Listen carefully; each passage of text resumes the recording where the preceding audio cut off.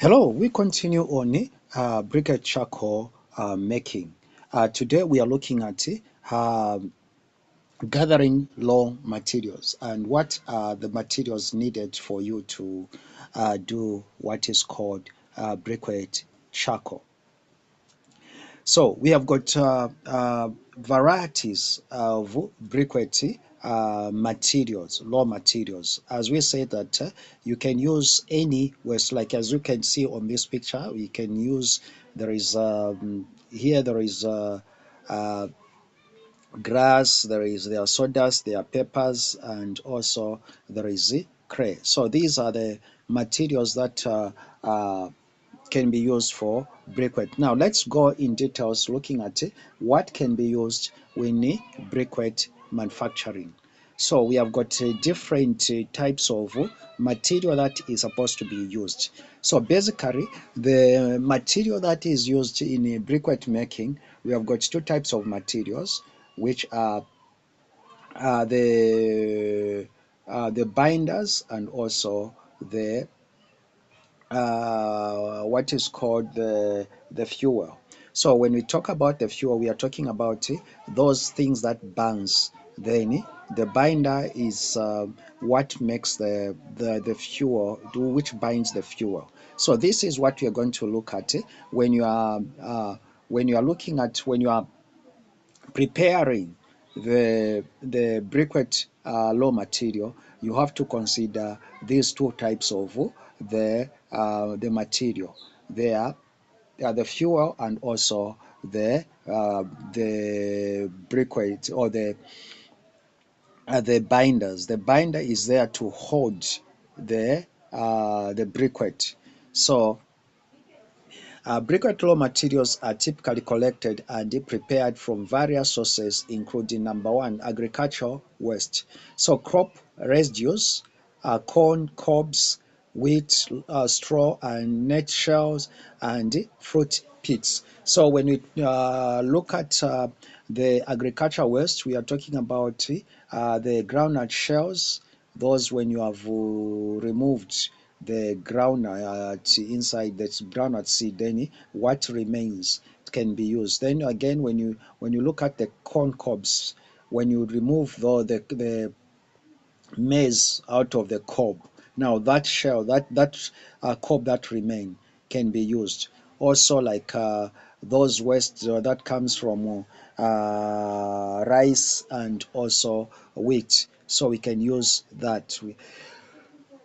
We can also use like fruit pits, like those when you peel the fruit, that can also be used as briquette raw materials. So there are varieties of raw materials.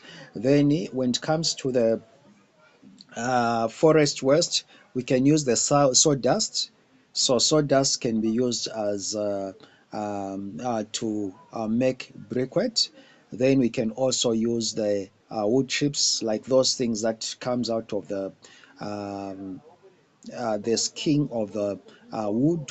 We can also use the tree bark, the leaves that falls from the trees, and all that, the grass in the forest, any type of grass, and even at home, those when you slash, that grass can be used for as a material for the to make briquettes. Then we have got the what is called municipal waste. That's the papers, cardboard, and organic waste. So also the papers can be used as materials for the briquette charcoal.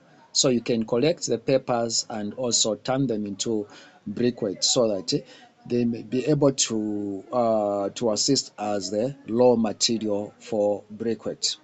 Now, you just need one of these materials. It doesn't mean that you need sawdust, you need peppers, you need agricultural waste products. No, you just need one of those things. You can get any of these materials that have been mentioned.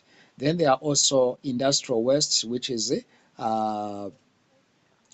textiles, like the waste cloths, the waste plastic waste, and other non-toxic materials. So you can even use those cloths that they are throwing.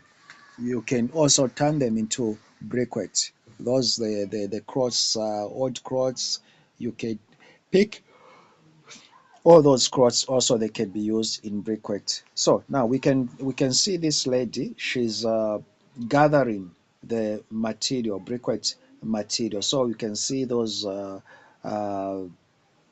from the maize. After you have removed the cob, then those stems from the maize can be used as briquette. You can use the cobs remaining after you have removed this the you have removed uh, you have removed maize, then you can also use those. Then as you are preparing the briquette, there are certain things that are involving, that is sorting and cleaning the briquette, that is removing contaminant, sorting by material type, and cleaning the raw materials. So you sort out the material that you need, because as I said that the material that is needed, it's material that can burn, and also it should not be the material that is toxic, the material that can be able to drag somebody. Then shredding and grinding. So the material has to be grinded as you are preparing the material. You grind them, reducing the size of the raw materials to increase surface area. So you grind them, you break them into the pieces that are required. Uh, so that is what this woman is doing. Then you dry those materials, reducing moisture content to optimal levels, usually around 10 to 15. So now what we are talking about is that they have to be dry. You have to dry them up so that they are able to catch fire. They can catch fire. Then you mix branding different raw materials to achieve a uniform composition. For example, if you have used different materials, maybe you have papers, you have used agricultural products and other materials. So you have to mix them so that they become uniform. If you're just using maybe the sawdust, it is fine. If you're just using maybe the textile waste like the cloths, it's fine. If you're just using the paper, it is fine. But if you have used different types of materials, it's very important that you mix them so that they become uniform. So like this lady, she's sorting them out and making sure that she gets the best material. So there is what is called binding agents, and those binding agents, that is what we are going to look at. Adding neutral and synthetic binders to enhance briquette strength. So you have to prepare also the binders. Then the size reduction, that's further reducing the size of the raw materials to improve briquette efficiency. So the raw materials must be also in powder form. You have to make them in powder form so that they are able to mix up with the binders, and you are able to mold them properly. So now, when you talk about the binders also, it's a raw material that is needed to create briquette. So binders are the materials like you can use cassava meal, so that they'll be able to hold the binders hold the briquettes together. So you can use the cassava meal, whereby to glue those the binder to bind. Also, when you're doing that, when you're using the cassava meal, you can also mix with soil So you find soil and also the briquette material, and also the this cassava meal. Then you mix them. So the cassava meal, the importance of the binder, like we are talking about cassava meal, is to hold the briquettes together. So you hold the briquettes together. So we have said you need about three materials. You need those briquette materials, which are the waste matters, and also what you can use, which is the fuel, which can burn. Then you have to use like soil, which is going to hold, or which is going to be mixed with that material. And then you have to use the binder, which is going to hold the briquette. Now, the binder can be starch, that is corn, potato, or even, as I was saying, that uh, a cassava meal. So it can be porridge, or it can be anything that can be used to hold. So it can also be a clay. Clay can be used. You just get that soil uh, from the ant-hill. Then you mix with those briquette materials. So the briquette materials and the soil from the anthill. So when you're using the clay, you don't need to mix with also like the soil, like any other soil, because it has already that component. But if you are just using like starch, you should also find other component like soil to mix with the briquette.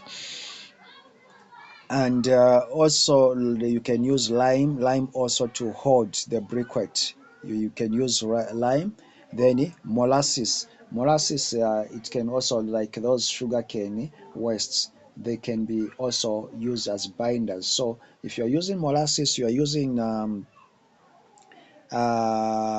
starch, it's very much important also to mix with the other ingredients like soil. But when you are using lime and also clay, you don't need to also to add up other components like soil. So you look at this man, he's mixing like the briquette. He's mixing the briquette, which is those raw materials like sawdust or other raw materials, and also now he's mixing it with soil, so or clay.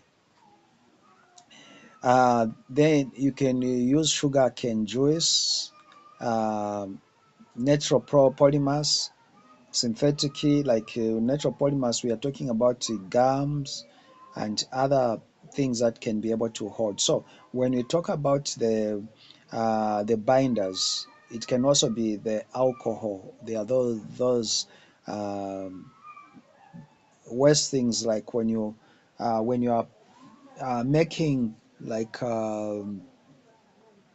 beer, like you are brewing maybe munkoyo. There are those remainders, those things that remains. You can use them also like as binders. You can, so there are a lot of materials that we can use as binders. So proper correction and preparation of raw materials ensure the production of high quality briquette with the optimal density and durability and composition. So when you are it depends the material that you use. It will also depend the durability of the briquette charcoal, on how that charcoal will be able to remain for a long time, and how it can be able to last when it comes to the um, on fire or burning. So briquettes is very important. So the material, briquette material can be collected. We said it can be collected from various sources. We have got two types of materials. We have got binders, and also we have got fuel. So those that burns, and also the binders. The binders, they are there to hold the briquette. They are there to hold the briquette so that the you may be able to see how you may be able to hold the briquettes together and mold them well. So that is how you gather the material. So the material can be gathered from anything. Thank you so much, and God bless you. We are going to go, tomorrow we are going to look at mixing the material, mixing the briquette material, so that now we begin to make the briquette.